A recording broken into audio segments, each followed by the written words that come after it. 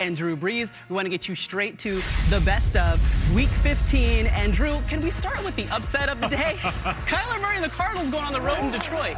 Yeah, this is definitely a hangover game from their Monday night loss to the Rams. They came into Detroit not ready to play. They got beaten all three phases. Hats off, though, to the Detroit team. Defense stepped up, got a couple turnovers. They really executed well on offense.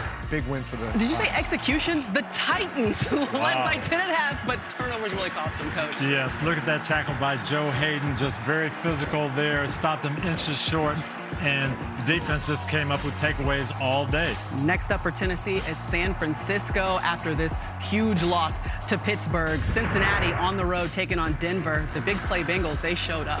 Yeah, two teams still fighting for playoff spots. It was back and forth defensive battle for the most part, but Cincinnati made the big plays in the end they needed to, setting up a huge matchup this week against the Ravens. Meanwhile, Tyler Huntley had to come in and lead the Ravens back from a 14-point deficit in the fourth quarter without Lamar Jackson. You see, with less than a minute left, he ran in for that score. And we know what John Harbaugh is going to do, play for the win. Yes, go for two. And don't convert the two-point conversion for the second time in 3 weeks. But here's what Harbaugh had to say after the call.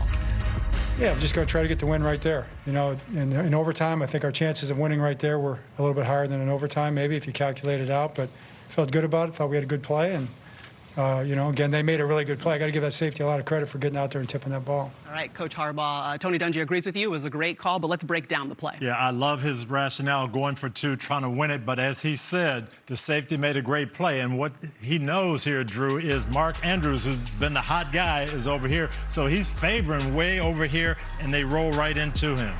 Yeah, he's the guy who's been making plays for you all day. I understand wanting to get the ball in his hands, but it's hard here because you're putting him outside. That's not normally where he lines up, and you really allow him to be doubled. The safety Savage is able to cheat over there, get a hand on this. He's having to run this route on a really good corner. You just feel like there was a lot of other things they could have done, give him the opportunity to drop back, scramble around, score as they did previously, or run the football. They're a run football team. Well, it's a heartbreaking loss for Baltimore, but let's see what that loss means for them in their playoff run. We can go over to Steve Kornacki. Yeah, Maria, let's put this in some perspective. At the start of the month, remember, the Ravens were 8-3. They had a 73% shot at making the playoffs, almost a 50% chance of winning their division. Coming into today, they had dropped those two straight. They were down to 67-40. Now, lining up for that two-point conversion, how about this for a swing? Had they converted and won the game, the Ravens would be nearly an 80% chance to make the playoffs right now, better than 50% chance to win their division. Instead, they don't get the conversion. They lose. They're now a 50-50 shot, the Ravens are, just to get in the playoffs, only 26% in their division. Tough slate to finish the season, starting, Drew mentioned it, next week at Cincinnati. A tough stretch to close out the season and a tough loss for Baltimore. All right, Tampa Bay is trying